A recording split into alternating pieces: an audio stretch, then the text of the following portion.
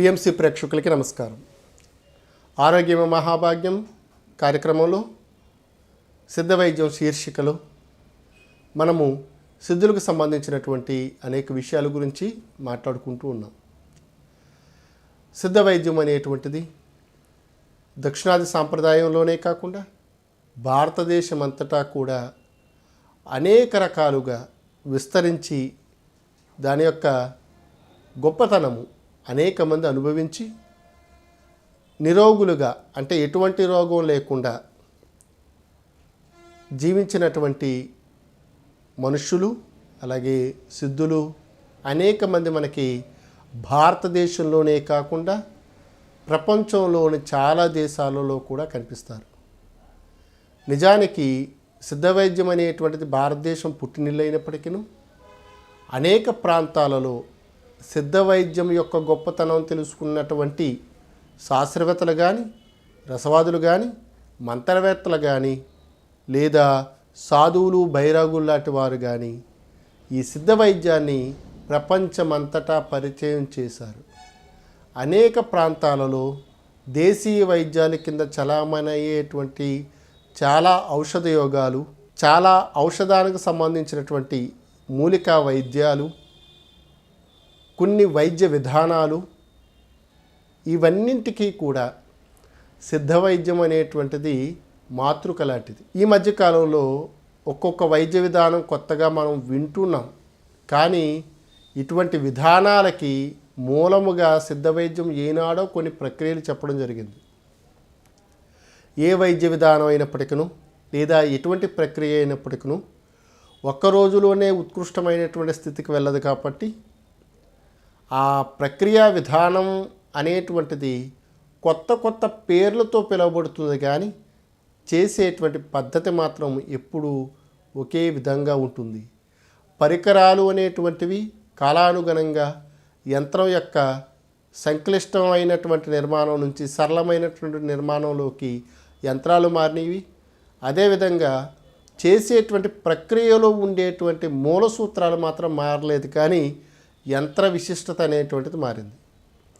ఈ విషయం ఎందుకు చెప్తున్నానంటే, సిద్ధ వైద్యంలో చెప్పబడినటువంటి ఆరోగ్య సమస్య కానీ, ఆరోగ్య విషయం కానీ, ఆచార వ్యవహారాలు కానీ, మంత్రతంత్రాలు కానీ ఏమీ ఉండవు. సాధారణంగా వారు వాస్తు, జ్యోతిష్యం, శిల్పం, వ్యాకరణం, మీమాంసం, తర్కం ఒకటి కాదు, ప్రపంచంలో ఉండేటువంటి అన్ని రకాలైనటువంటి కళలయందు, విద్యలయందు ఎంతో కొంత ప్రావీణ్యం కలిగి ఉండటంతో పాటుగా ముఖ్యమైనటువంటి మూల సూత్రాలని పదాల రూపంలోనూ, సూత్రాల రూపంలోనూ, అనేక రకాలుగా కథల రూపంలోనూ వారు మనకి అందివ్వడం జరిగింది. ఇటువంటి సిద్ధులు చేసినటువంటి పరిశోధనా విధానాలన్నీ కూడా మనము ఆయా సందర్భానుసారంగా చెప్పుకుంటున్నాం. ఈనాటి మన ఎపిసోడులో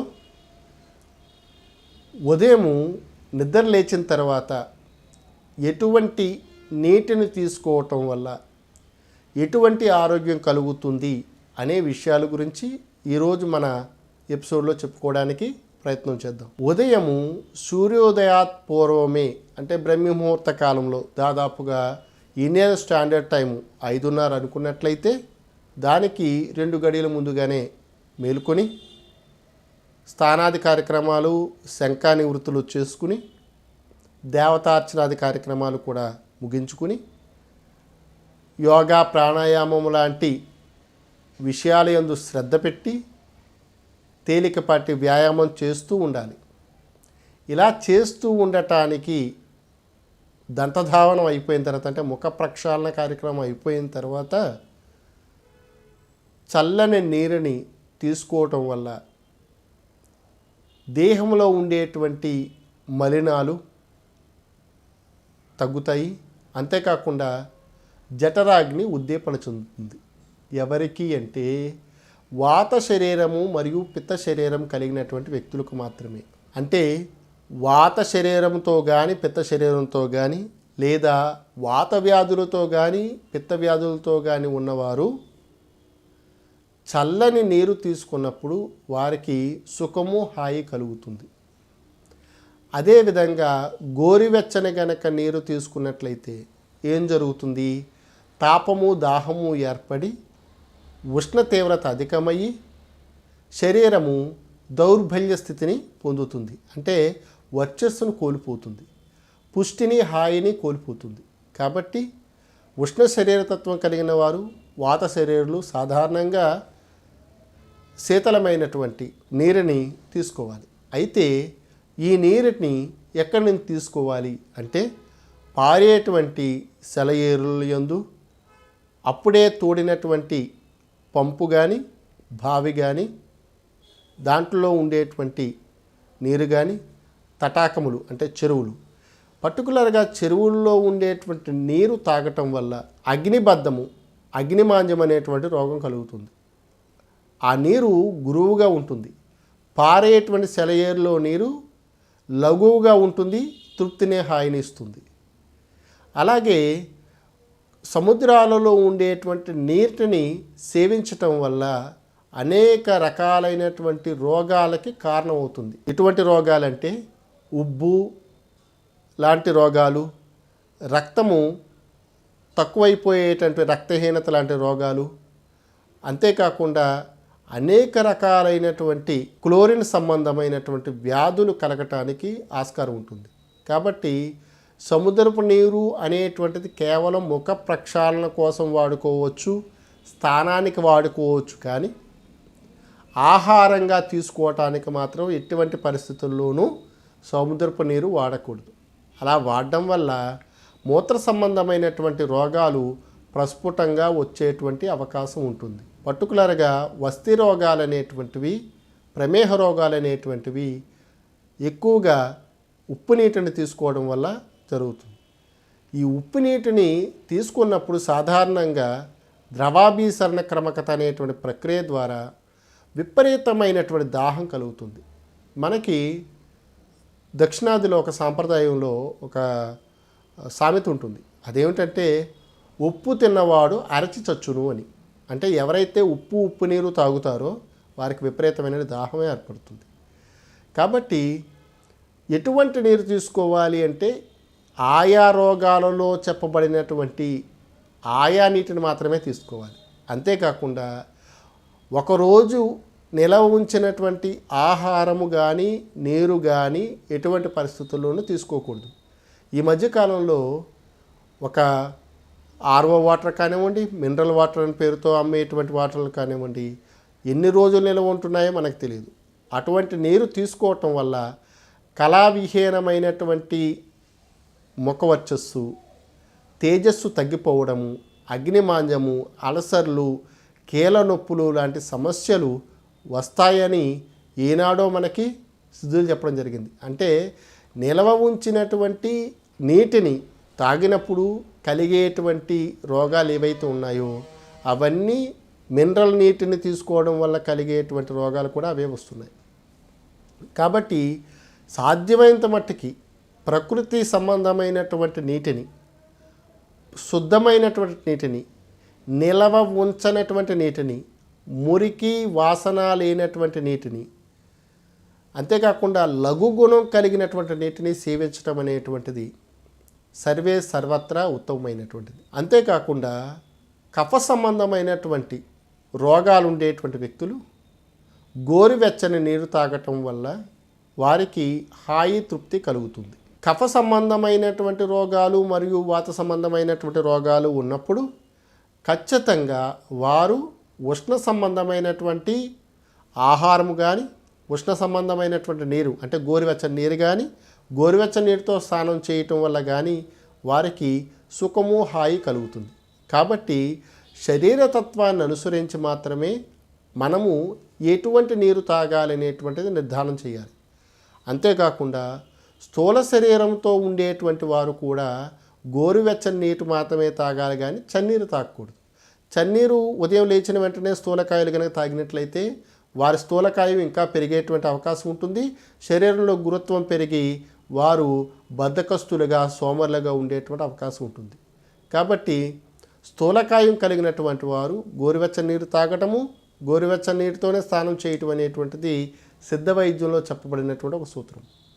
కాబట్టి ఉదయం లేచిన వెంటనే అల్పాహారానికి ముందుగానే దంతధావనం అయిపోయిన తర్వాత ఎంత నీరు తీసుకోవాలి అంటే, ఎంత నీరు తీసుకోవటం వల్ల నాకు తృప్తి హాయి కలుగుతుందో అంత నీరే తీసుకోవాలి. కానీ ఎవరో చెప్పారనేటువంటి మీమాంసతో లీటర్ నీళ్ళు తాగటం వల్ల అది జఠరాగ్ని మీద దాని యొక్క ఒత్తిడి పడి ఆ జఠరాగ్ని కొలాప్స్ చేసేటువంటి స్థితి దానికి కలుగుతుంది. ఉదాహరణకి ఒక వ్యక్తికి 1 లీటర్ నీరు రోజు తాగుతున్నాడు అనుకోండి, రోజు ఆ లీటర్ నీరు తాగితే కనుక వారికి మలమూత్రాలు అయ్యేటువంటి అవకాశం ఉండదు. అటువంటి స్థితిని కావాలని రోగాల్ని కొని తెచ్చుకుంటున్నాము. ఎవరికైతే రాత్రి శుభ్రంగా నిద్రపడుతుందో వారికి కాలకృత్యాలు అనేటువంటివి కాలంతో పాటే జరిగిపోతుండాలి. కానీ నేను పల్నాది తీసుకోవడం వల్ల జరుగుతుంది అంటే కనుక వాళ్ళకి రోగం ఉన్నట్టే. కాబట్టి అటువంటి రోగాలు ఉండేటువంటి వారు ఎటువంటి ప్రక్రియలు చేయాలో వారి శరీర ధర్మాన్ని అనుసరించి అటువంటి ప్రక్రియ చేసినప్పుడు మరలా దేహము సాధారణమైనటువంటి స్థితిలోకి వెళ్తుంది, సాధారణమైనటువంటి జీవన విధానం అనేటువంటి జరుగుతుంది. కాబట్టి ఎవరి ప్రమేయం లేకుండా శరీరంలో కలిగినటువంటి అన్ని వేగాలు అంటే తుమ్ములు కానీ, వాంతి కానీ, విరోచనం కానీ, స్వేదం కానీ, శుక్రం కానీ, కన్నీరు కానీ ఇటువంటి వేగాలని ఎవరు ఆపకూడదు. ఇవి అవ్వటానికి మనము ప్రయత్నం చేయకూడదు. అలా కావాలని మలం అవ్వటానికి గనక మంచినీళ్ళు తీసుకోవడం వల్ల వారి యొక్క ఆయుష్ తగ్గిపోతుంది, అగ్నిమాంద్యం కలుగుతుంది, గ్యాస్ట్రిక్ అల్సర్ లాంటి రోగాలు వస్తాయి, సన్నబడిపోతారు, పుష్టి ఉండదు, సన్నగా కాంతివంతంగా లేనటువంటి శరీరము, ఎటువంటి బలసత్వాలు లేనటువంటి శరీర దారుఢ్యము వీళ్ళకి ఏర్పడుతుంది. అంటే మనిషి అంటూ ఉంటారు కానీ బలము దారుఢ్యం అనేటువంటిది తగ్గిపోతుంది. కాబట్టి కావాలని ఎవరూ కూడా ఉదయం పూట అధిక మోతాదుల్లో నీరు తాగకండి. అంతేకాకుండా ఉదయం లేచిన వెంటనే మజ్జిగ తాగకూడదు. ఉదయము మంచినీరు తీసుకున్న తర్వాత ఘన ద్రవాహారాలు తీసుకోవచ్చు, అంటే జావల్లాంటివి తీసుకోవచ్చు. అంతేకాకుండా గింజల్లాంటివి తీసుకోవచ్చు. అలాగే పాలు లాంటి పదార్థాలు, పలచగా ఉండే పదార్థాలు తీసుకోవచ్చు. ఇవన్నీ తీసుకోవడానికి ముందుగా స్వచ్ఛమైనటువంటి నీటిని ఒక నియమిత ప్రమాణంలో మాత్రమే తీసుకోవాలి. అలా తీసుకున్న తర్వాతనే మిగతా కార్యక్రమాలు అంటే దేవతార్చనాది కార్యక్రమాలన్నీ చేసుకుని వారి యొక్క దినచర్యను ప్రారంభించినట్లయితే జీవితం అనేటువంటిది ఎక్కువ కాలము ఆరోగ్యవంతంగా జరుగుతుంది. ఎటువంటి అనారోగ్య సమస్యలు లేకుండా కాలకృత్యాలు అనేటువంటివి తీరుతాయి. మరి సిద్ధులు ఎటువంటి ఔషధాన్ని కూడా ఉపయోగించకుండా కేవలము నీటితోనే చేసేటువంటి ఒక ప్రత్యేక చికిత్స కూడా సిద్ధ వైద్యంలో ఉంది. అటువంటి దాన్నే జల చికిత్స అని పిలుస్తారు. ఈ జల చికిత్సల్లో అనేక రకాలైనటువంటి విధానాలు ఉన్నాయి. అంటే బయట జల చికిత్స చేస్తే తొట్టి స్థానం అని, అలాగే సముద్రం దగ్గర సీ సోర్స్లో చేసేటువంటి స్థానం సముద్ర స్థానం అని, నదీ స్థానం అని, దానివల్ల కలిగే ఫలితాలు, దానివల్ల వచ్చేటువంటి వ్యాధులు, తగ్గేటువంటి వ్యాధులు కూడా మనకి సిద్ధ వైద్య గ్రంథాలలో చెప్పబడింది. ఏది ఏమైనా మన ఆచార వ్యవహారాల్లో, మన కుటుంబాలలో ఏ విధంగా మన పెద్దవాళ్ళు ఆచరించారో అటువంటి ఆచార వ్యవహారాలు మనం పాటించటం వల్ల మన పెద్దవారికిలాగే మనం ఎక్కువ కాలం జీవించడానికి అవకాశం ఉంటుంది. మన దేహానికి పడనటువంటిది, మన సాంప్రదాయాలకు పడనటువంటి ప్రవర్తనలు, చర్యలు లేదా చేష్టలు చేయటం వల్ల అనేక రకాలైనటువంటి రోగాలు, వికారాలు అనేటువంటివి కలుగుతాయి.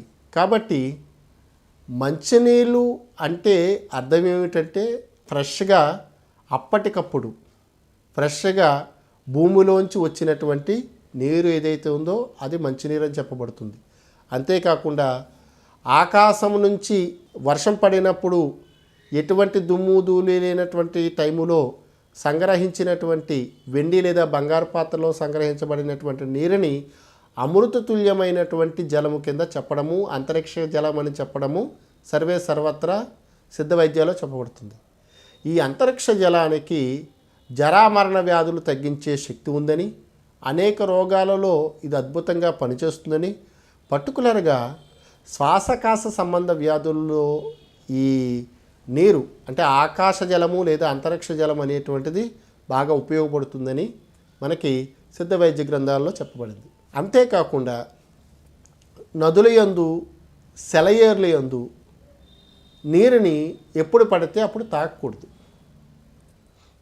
శరత్కాలములో మంచి పండు వెన్నెలలో నదీ నదాలలో నీటిని సేవించడం వల్ల అమృతతుల్యమైనటువంటి జీవత్వం కలుగుతుంది.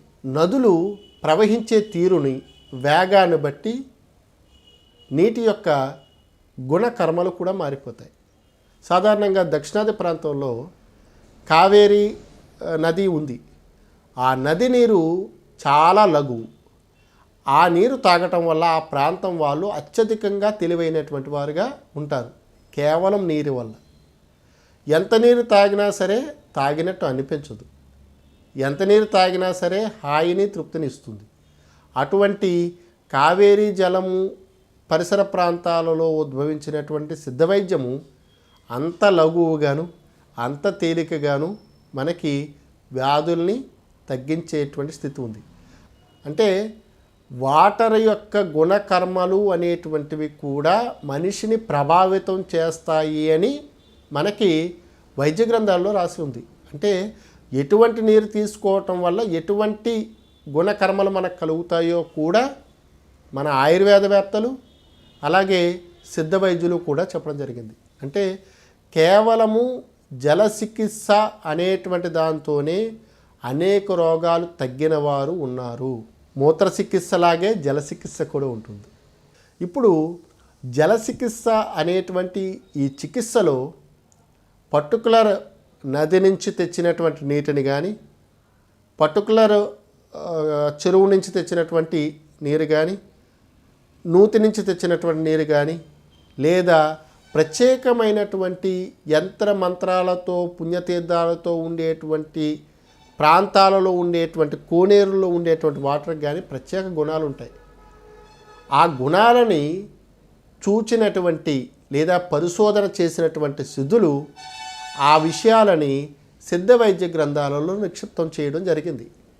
కాబట్టి ఒక ఎపిసోడులో జలానికి సంబంధించినటువంటి సర్వము చెప్పుకుందామంటే కుదరదు.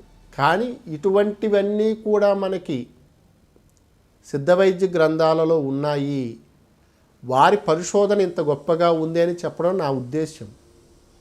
అంటే నీరు అంటే H2O, హైడ్రోజన్ ఆక్సిజన్ కలిసినటువంటి ఒక సమ్మేళనం కింద, ఒక పదార్థం కింద మాత్రమే చూస్తున్నారు. కానీ ఆ నీరు ఉత్పత్తి అయినటువంటి స్థానాన్ని బట్టి కానీ, అది ఉత్పత్తి అయినటువంటి కాలాన్ని బట్టి కానీ, అది ప్రవహించేటువంటి దిశను బట్టి కానీ, అది ఉండేటువంటి పాత్ర వల్ల కానీ దానికి విచిత్రమైనటువంటి గుణకర్మలు కలుగుతున్నాయని ఎవరికి తెలుసు?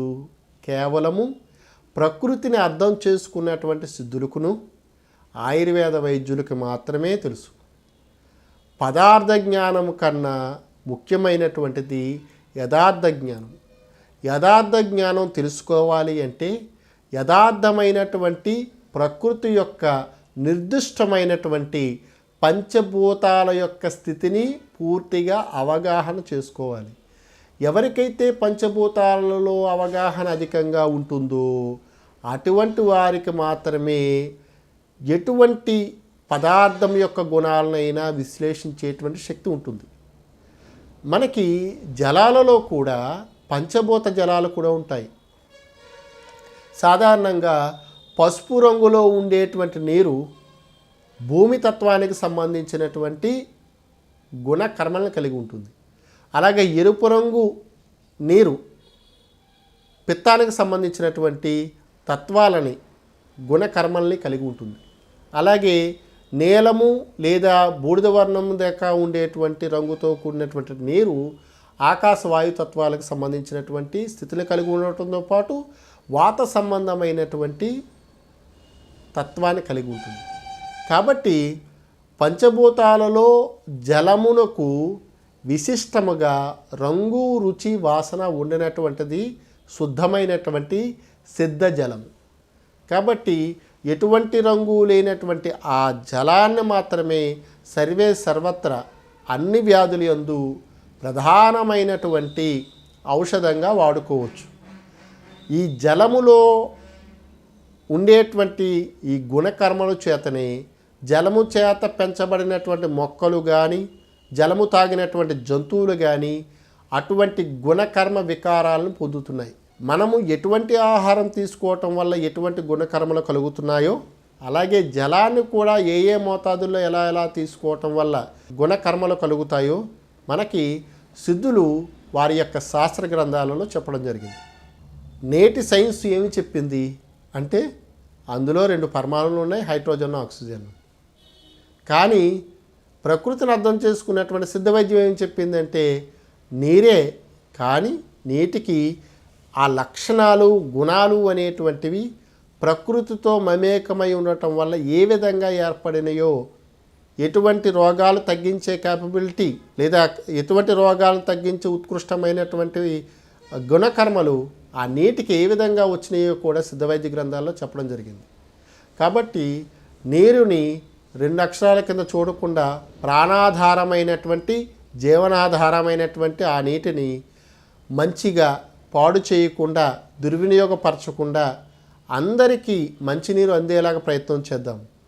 మంచినీరు వల్ల మంచి ఆరోగ్యం కలుగుతుంది, చెడు నీరు వల్ల రోగాలు కలుగుతాయి. కాబట్టి మంచినీరు వృధా చేయొద్దు. మంచినీరు అనేటువంటిది భూప్రపంచంలో చాలా తక్కువ మోతాదులో ఉంది.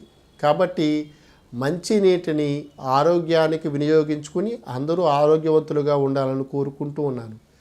ఈరోజు మన ఎపిసోడ్లో ఒక చిన్న చిట్కా చెప్పుకోవాలి కదా. ఆ చిట్కా ఏమిటంటే, ఎవరికైతే రక్త దోషాలు ఉంటాయో, రక్త వికారాలు ఉంటాయో, దేహపుష్టి తక్కువగా ఉంటుందో అటువంటి వారు తీదీప అనేటువంటి ఒక ఔషధాన్ని తయారు చేసుకుంటే ఆ ఔషధం వల్ల వారికి దేహపుష్టి, రక్తపుష్టి ఇస్తుంది. ఇప్పుడు చెప్పేటువంటి చిట్కా చాలా అనుభవపూర్వకమైనటువంటి చిట్కా. శరభోజి అనేటువంటి తమిళరాజు ఒకానొక సందర్భంలో ఈ ఔషధాన్ని పరిశోధన చేసి దీన్ని ప్రజలకు అందించారు. సర్వరాజీయం అనేటువంటి ఒక గ్రంథంలో చెప్పబడినటువంటి ఈ చిట్కాని మీ అందరి కోసం నేను చెప్తున్నాను. శుద్ధమైనటువంటి తిప్పసత్తు యొక్క చూర్ణము 10 గ్రాములు, పటిక బెల్లం 10 గ్రాములు, తెల్ల జీలకర్ర వేయించినటువంటిది 10 గ్రాములు, అంటే 3 వస్తువులు సమభాగాలుగా తీసుకుని దానిని రోజు ఒక చిటికెడు మోతాదులో ఉదయం లేచిన వెంటనే ఎవరైతే తీసుకుంటారో వారికి పైత్య సంబంధమైనటువంటి వికారాలు, చల్ది వాంతి వికారాలు లాంటివి, ఎక్కులు లాంటివి, అంతేకాకుండా దాహము లాంటి రోగాలు రాకుండా ఉంటాయి. అంతేకాకుండా రక్తశుద్ధి అనేటువంటిది సుస్పష్టంగా జరిగి రక్త సంబంధమైనటువంటి క్రిములు నాశనమై మంచి రక్తముతో, మంచి కాంతితో దేహము పుష్టికరంగా ఉంటుంది. మరి ఇప్పటి వరకు నేటికి సంబంధించినటువంటి మేటి సిద్ధ వైద్యం గురించి మనం మాట్లాడుకున్నాం కదా. మరొక ఎపిసోడులో సిద్ధుల యొక్క విశిష్టమైనటువంటి పరిశోధన చెప్పుకుందాము. చూస్తూనే ఉండండి ఆరోగ్యం మహాభాగ్యం కార్యక్రమం. సిద్ధ వైద్యం శీర్షికలో మళ్ళీ కలుస్తాను. అంతవరకు సెలవు. నమస్కారం.